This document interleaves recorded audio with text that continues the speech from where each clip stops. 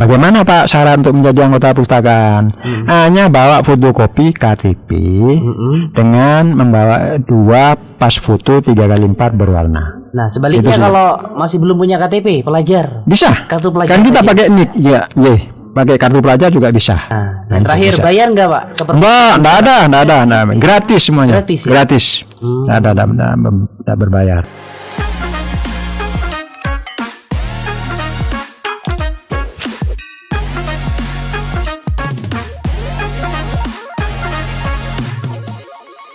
Assalamualaikum warahmatullahi wabarakatuh. Selamat sore pendengar Pratiwi dimanapun Anda berada. Kita kembali lagi di program acara podcast Pratiwi Radio. Tentunya masih bersama saya Andriawan dan bersama saya Dewi juga. Spesial untuk hari ini, ya, sore hari ini kita sudah kedatangan tamu di Pratiwi Radio, kebetulan dari Dinas Perpustakaan Bondowoso. Tentunya di hari ini kita sudah ada temanya, ya, yaitu Gelinda untuk meningkatkan minat baca masyarakat. Nah, untuk Anda pendengar Pratiwi, ya, ataupun pemirsa YouTube, oke, kita langsung sapa saja narasumber kita di sore hari ini. Ada Pak Ahmad Sayhu Arif selaku Kepala Bidang Pembinaan Perpustakaan. Selamat sore Pak Sayhu. Selamat sore Mas Andre, Mbak Dewi, Mas Surya. Assalamualaikum warahmatullahi wabarakatuh para pemirsa dan pendengar Radio Pratiwi tercinta. Ini sini udah datang ya. Biasanya hujan tadi pagi cuma kebetulan datangnya lagi repot. Iya betul. Jadi tadi acaranya Musrenbang. Jadi termasuk salah satu perangkat daerah yang mengikuti musyawarah perencanaan pembangunan daerah yang ada di kecamatan. Di Kecamatan Jambesari dan Kecamatan Tamanan. Oke. Tadi perjalanan dari kantor ya Pak ya? Iya, dari kantor. Ya? Oke. Gimana? Kehujanan nggak Pak? Alhamdulillah ada sedikit gerimis. Ya. Hujannya kayak gini nih biasanya kalau katanya orang Madura itu serak. Oh iya, serak. Nggak mau berhenti. Betul. Gitu. Tapi kita anggap berkah ini. Betul. Tanpa adanya hujan gimana kita mau minum ya Pak ya? Air sumur kan dari hujan juga. Iya, betul. Oke, tema kita sudah ada ya Pak ya, Gelinda untuk meningkatkan minat baca masyarakat. Mungkin bisa dijelaskan dulu Gelinda nih apa sih Pak? Singkatan atau gimana ini? Siap. Gelinda itu adalah akronim. Jadi sebelum menuju ke Gelinda itu ada baiknya saya jelaskan dulu apa sih Dinas Perpustakaan dan Kearsipan Kabupaten Bondowoso. Baik, boleh. Jadi Dinas Perpustakaan dan Kearsipan Kabupaten Bondowoso itu dibentuk berdasarkan Peraturan Bupati 129/2021 tentang tata kerja, struktur organisasi dan tugas dan fungsi Dinas Perpustakaan dan Kearsipan Kabupaten Bondowoso. Di mana secara umum Dinas Perpustakaan dan Kearsipan Kabupaten Bondowoso mempunyai dua tugas ya, dua tugas utama, yaitu tugas untuk urusan perpustakaan dan tugas yang kedua adalah urusan kearsipan. Nah, fokus untuk yang urusan perpustakaan, di mana kita perpustakaan itu ada dasar hukumnya. Dasar hukumnya adalah Undang-Undang 43 tahun 2007. Kemudian PP 24 tahun 2014, kemudian secara teknis ada Perkapusnas. Jadi Perkapusnas nomor 8 sampai nomor 13 tahun 2017.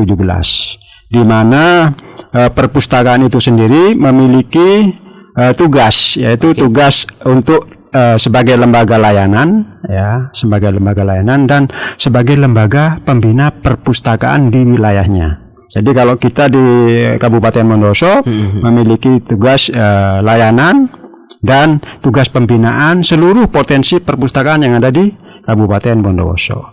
Itu sedikit informasi tentang apa itu Dinas Perpustakaan dan fokus ke urusan bidang perpustakaan. Oke. Sedangkan fungsi dari perpustakaan itu sebagai wahana pendidikan, kemudian penelitian, wahana juga pelestarian, kemudian wahana berikutnya adalah wahana informasi dan rekreasi. Ya, jadi sangat luas. Nah, yang menjadi fokus bagaimana meningkatkan minat baca. Jadi yang menjadi fokus daripada bidang perpustakaan bagaimana meningkatkan minat baca masyarakat. Nah, itu pun juga ada dasar hukumnya mulai dari Undang-Undang Dasar 1945 di mana salah satu tujuan nasional yang ketiga adalah mencerdaskan kehidupan bangsa. Iya. Berikutnya adalah undang-undangnya. Undang-Undang 43 tahun 2007, kemudian PP-nya 24 2014, berikutnya yang seperti saya sebutkan tadi, Perkapusnas mulai dari nomor 6 sampai nomor 13 tahun 2017 tentang standar nasional perpustakaan. Nah, itu yang kemudian kita kuatkan lagi. Nah, khusus di Kabupaten Bondowoso kita kuatkan untuk bagaimana meningkatkan minat baca itu dengan suatu gerakan, namanya Gerakan Literasi Daerah. Jadi GELIDA itu akronim daripada Gerakan Literasi Daerah. Nah, ini muncul pertanyaan lagi nih. Apa itu literasi, Pak? Nah, literasi itu sendiri kalau zaman dulu ya, itu hanya baca dan tulis. Nah, kalau sekarang, nah di sebelum yang sekarang itu di medio tahun 90-an lah ya, itu berkembang jadi baca, tulis dan hitung. Nah, kalau yang sekarang karena kita sudah mencari informasi begitu mudahnya gitu ya, di era digital itu literasi berkembang lagi pengertiannya. Jadi itu kemampuan seseorang atau kemampuan manusia untuk bisa kalistung tadi ya, membaca, tulis dan berhitung ditambah kemudian ditambah dengan menyimak, mendengar, kemudian memanfaatkan informasi yang dia miliki untuk bagaimana memecahkan kehidupannya sehari-hari, memecahkan permasalahan kehidupan di sehari-harinya manusia itu tadi. Itu literasi. Jadi literasi sangat luas sekali. Nah, berarti bisa diartikan juga literasi ini untuk meningkatkan potensi skill setiap orang dong. Iya, betul. Jadi soft skill-nya terutama soft skill. Itu literasi. Sedangkan daerah ya tetap maksudnya adalah Kabupaten Bondowoso. Gerakan ya kita harus bergerak. Jadi kalau kita diam bukan gerakan namanya. Ya, jadi gerakan itu kan. Tadi ya Pak, poin yang kedua katanya perpustakaan ini sebagai pembina. Berarti perpustakaan ini membina perpus-perpus yang ada di desa. Betul. Perpus-perpus keliling juga. Iya, betul. Semuanya berarti. Jadi seluruh potensi perpustakaan itu di bawah pembinaan daripada perpustakaan daerah. Jadi kan punya dua tugas perpustakaan daerah itu layanan. Kalau layanan sifatnya pasif ya, bagaimana perpustakaan umum daerah itu melayani masyarakat. Nah, kalau yang perpustakaan keliling itu masih ranahnya layanan. Ranahnya layanan. Jadi kita melayani kalau yang sekarang ini kita melayani sekolah-sekolah yang ada di pelosok dan sekolah-sekolah yang belum memiliki perpustakaan sekolah. Itu yang menjadi fokus kita. Ya, perpustakaan keliling. Kita punya dua armada perpustakaan keliling. Jadi bentuknya mobil gitu ya, menjangkau desa-desa yang tidak memiliki perpustakaan dan jauh daripada layanan perpustakaan daerah yang ada di kota. Berarti ini sudah terjadwal ya Pak? Ada jadwalnya. Ada jadwalnya. Jadi dalam setahun kita menjadwal kurang lebih 160 kali. 160 kali. Nah, ya. Menggunakan mobil. Bagaimana untuk daerah yang tidak bisa dijangkau dengan mobil, Pak? Kalau yang tidak bisa dijangkau itu memang kita dulunya kita memiliki roda 3. Ya, roda 3 ya, roda 3 itu kita miliki. Bentor ya. Ya, bentor. Tapi kondisi yang ya semacam tosa itu. Tapi kondisinya 2 tahun terakhir ini keadaannya sudah tidak memungkinkan, sehingga tetap kita layanan perpustakaan keliling lewat kendaraan roda 4 yang tidak terjangkau, Mbak. Itu tetap kita bagaimana bisa meningkatkan literasi yang ada di sekolah ya, terutama yang di sekolah-sekolah pelosok itu ya lewat gerakan literasi daerah ini. Karena di gerakan literasi daerah itu 4 segmennya. Jadi mulai dari literasi instansi, kemudian literasi sekolah, kemudian literasi masyarakat, literasi keluarga. Ya, jadi kalau yang sekolah kita giatkan dengan literasi sekolah. Nah, ini juga ada dasar hukumnya. Dasar hukumnya sebetulnya adalah sudah lama ini ya, berdasarkan Permendikbud 23 tahun 2015 tentang penumbuhan budi pekerti. Penumbuhan budi pekerti. Nah, itu yang kemudian kita kuatkan dengan literasi sekolah. Bagaimana bentuknya? Nah, kalau yang berdasarkan Permendikbud 23/2015 itu tadi, anak-anak siswa di sekolah itu wajib membaca 15 menit sebelum jam pelajaran dimulai. Nah, yang dibaca adalah buku-buku non tekstual, non pelajaran.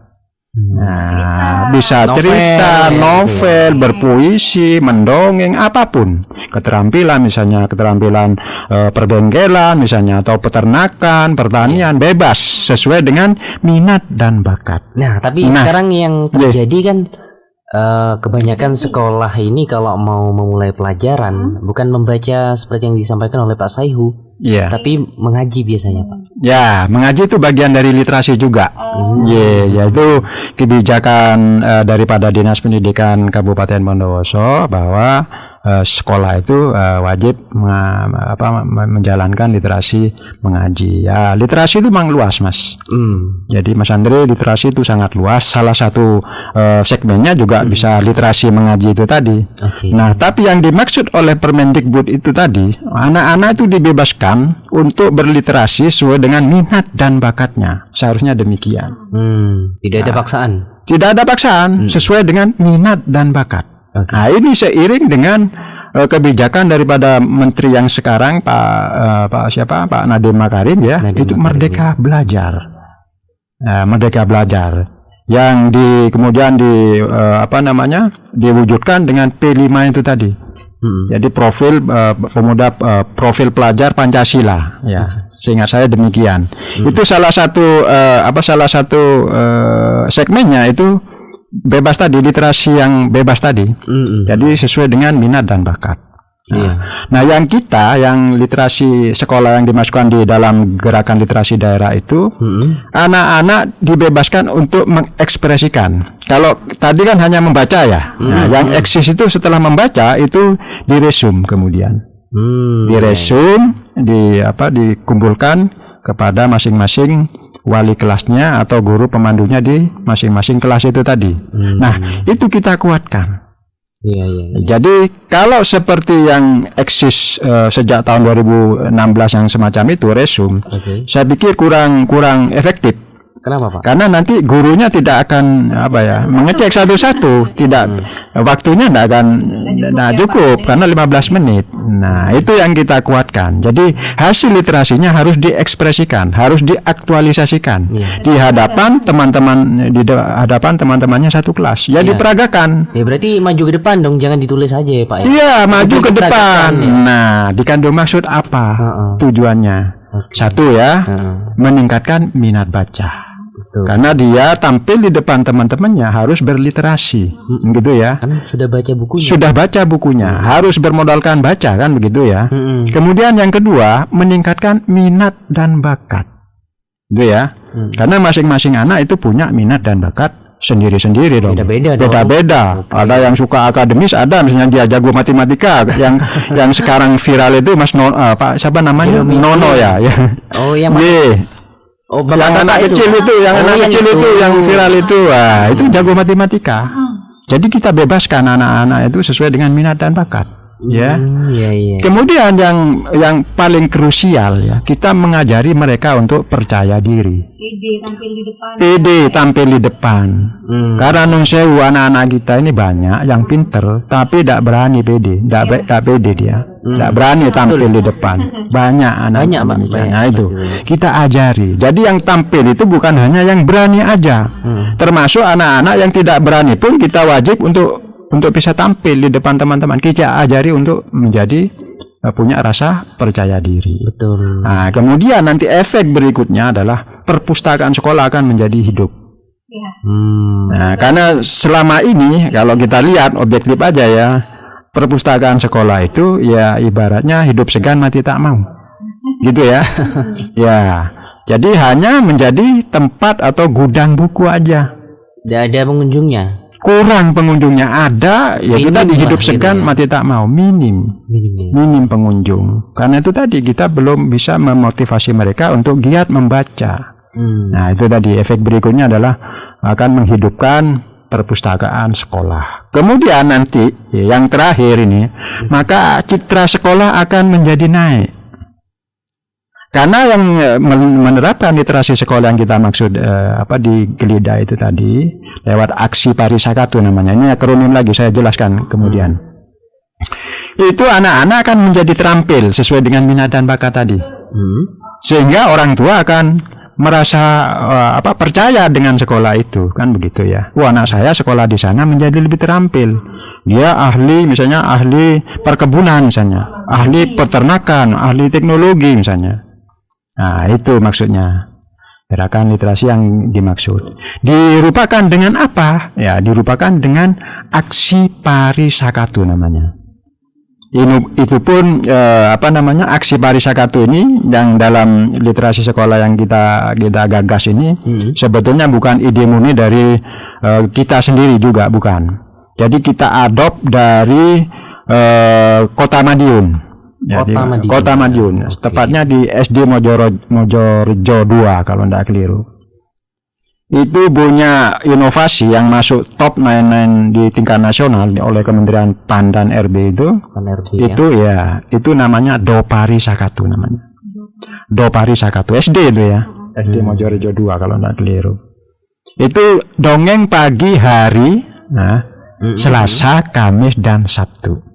Tidak tiap hari ya. Tidak tiap hari. Jadi Selasa, Kamis dan Sabtu. Jadi kita adopt kemudian kita ATM. Di sana kan hanya dongeng aja ya. Dongeng aja dan yang tampil itu yang berani aja.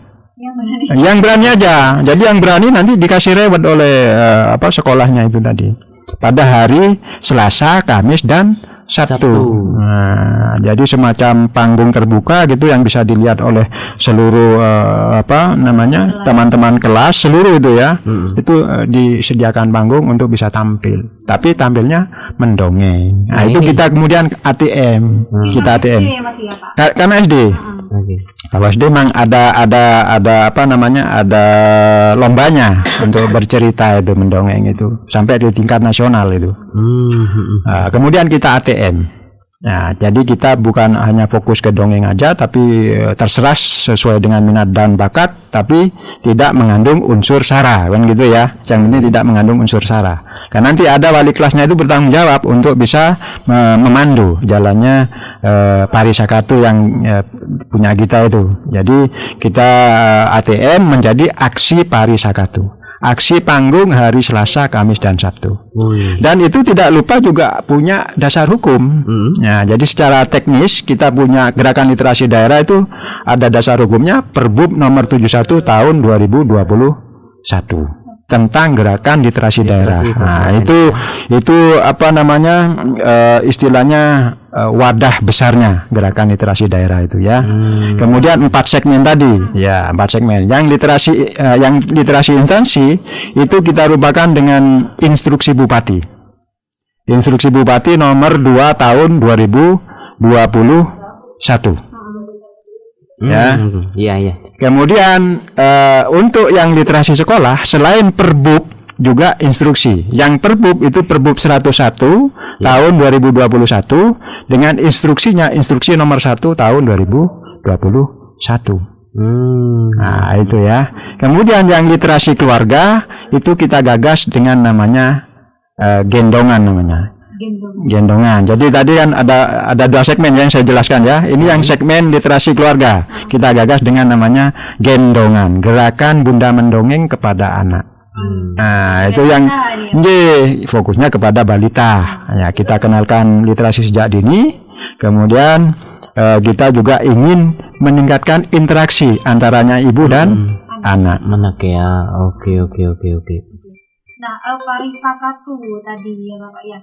Disampaikan apakah ini sudah diterapkan di sekolah yang ada di Indonesia? Jadi nun sewu ya Mbak Dewi, Mas Andre, literasi gerakan literasi daerah ini sudah kita sosialisasikan dan menggandeng para bunda-bunda. Jadi kita juga mengukuhkan bunda literasi namanya ya. Kalau yang di tingkat kabupaten bunda literasi daerah itu yang diampu oleh Ibu Bupati ya. Yang di kecamatan namanya Bu Lika, Bunda Literasi Kecamatan, yang diampu oleh Ibu istrinya Pak Camat kan itu ya. Yang di desa itu diampu oleh istrinya kepala desa yang kita sebut sebagai Bulisa, Bunda Literasi Desa. Yang di kelurahan juga demikian, diampu oleh istrinya Pak Lurah, Ibu Lurah kan itu ya, yang disebut dengan Bulira. Nah, itu mereka selain menjadi ikon, nah itu mereka yang punya tugas untuk bagaimana meningkatkan minat baca bunda-bunda itu tadi. Nah, forumnya bisa di forum ketemu dengan pertemuan Dharma Wanita misalnya ya, atau di pertemuan PKK. Nah, itu bisa disampaikan. Arisan biasanya. Arisan. Ibu ya, Pak. Ya. Jadi senyampang ada momentum ketemu dengan ibu-ibu, khususnya ibu-ibu yang memiliki balita ataupun yang masih punya anak gitu ya, itu disampaikan. Ya, itu maksudnya. Jadi kita sosialisasikan ke seluruh kecamatan. Sudah 23 titik kecamatan kita sosialisasikan gerakan literasi daerah. Tapi berpulang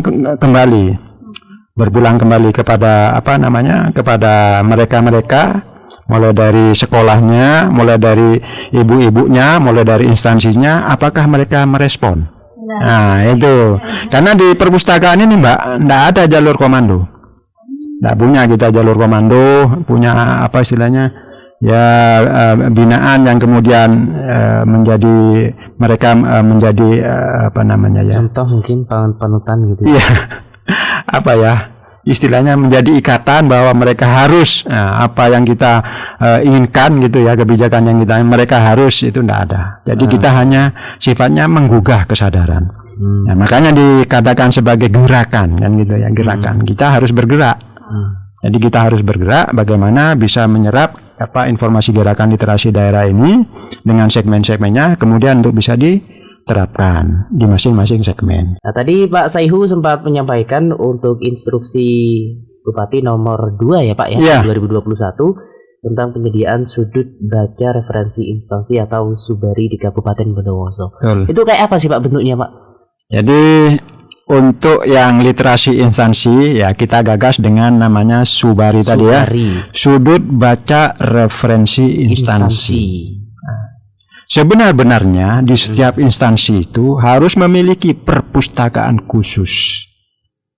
Itu sudah berdasarkan amanat SNP juga. Jadi SNP nomor kalau tidak keliru itu nomor 14 tahun 2017 tentang perpustakaan khusus ya yang seharusnya ada di setiap instansi. Ya. Jadi apa isinya? Isinya itu macam-macam. Mulai dari referensi, kemudian sebaran kinerjanya berdasarkan tulisannya itu tadi, itu harus diwadahi dalam perpustakaan khusus di instansi itu tadi. Seharusnya demikian. Ini ada ruangan khusus. Tapi kemudian ya tidak harus ruangan khusus. Namun harus bisa diakses oleh seluruh personil yang ada di instansi itu. Pegawai yang ada di sana gitu ya. Jadi kalau perpustakaan khusus itu peruntukannya untuk internal instansi. Ya, kalau perpustakaan yang misalnya di semacam di dinas istilahnya ya. Kalau di rumah sakit misalnya ya, di rumah sakit ada perpustakaannya. Itu harus memiliki 2 tadi ya, yang tadi perpustakaan khusus itu untuk internal rumah sakit katakan demikian ya. Kemudian yang perpustakaan umumnya, yang perpustakaan umum itu untuk halayak, untuk pengunjung ya, keluarga pasien itu ya, itu perpustakaan umum namanya. Jadi sifatnya keluar. Yang perpustakaan khusus itu ke dalam. Namun di setiap instansi yang kita ketahui itu tidak memiliki. Sampai sekarang kecuali tertentu ya, karena kalau di rumah sakit atau di sekolah itu karena keharusan dalam penilaian akreditasi. Jadi kalau di sekolah itu ada kontribusinya, perpustakaan sekolah harus memiliki perpustakaan sekolah gitu ya. Itu ada penilaiannya untuk menjadi akreditasi sekolah. Ya, demikian juga di rumah sakit karena dia layanan umum yang langsung bersentuhan dengan masyarakat. Ya. Jadi harus memiliki perpustakaan. Sedangkan yang instansi yang lain yang tidak langsung bersentuhan itu jarang yang punya. Jarang yang punya. Ya, sehingga kita gagas dengan Subari. Jadi ini. Subari, sudut baca referensi instansi. Bagaimana Pak syarat untuk menjadi anggota perpustakaan? Hanya bawa fotokopi KTP dengan membawa 2 pas foto 3x4 berwarna. Nah, sebaliknya Itu sih. kalau masih belum punya KTP pelajar, Bisa. kartu pelajar Kan kita saja. pakai nik, ya, pakai kartu pelajar juga bisa. Kan ada identitasnya. Masing-masing anak sudah punya nik kan, itu, nomor induk kependudukan. Nah, Nah, yang itu terakhir bisa. bayar nggak Pak? Enggak ada. Gratis semuanya. Gratis ya? Gratis. Nggak ada berbayar. Termasuk kalau seandainya terlambat mengembalikan buku, nggak dikenai denda. Oke, mungkin hilang mungkin yang kena. Ya, kalau hilang ya sudah, kalau hilang ya sudah. Oke, teman Gitu, Mas pendengar, Andri. ya kita sudah 1 jam pas ini ya, Bu ya. Iya. Hampir jam 4 sore. Terima kasih untuk Pak Ahmad Siap, Saiful Mas Andri, Mbak Arif, Dewi, ya. terima kasih. Terima kasih sudah meluangkan waktu datang ke Pratiwi Radio. Semoga pembicaraan kita di sore hari ini benar-benar bisa membawa manfaat ya Pak ya. Amin ya rabbal alamin. Jadi buat pendengar Pratiwi, terima kasih juga yang sudah nonton di live IG Pratiwi, dan juga yang nonton di YouTube, jangan lupa di like, di komen, dan juga di subscribe. Terima kasih untuk perhatiannya. Akhir kata, saya Andriawan pamit. Saya Dewi Yuda juga pamit. Terima kasih. Wassalamualaikum warahmatullahi wabarakatuh. Waalaikumsalam.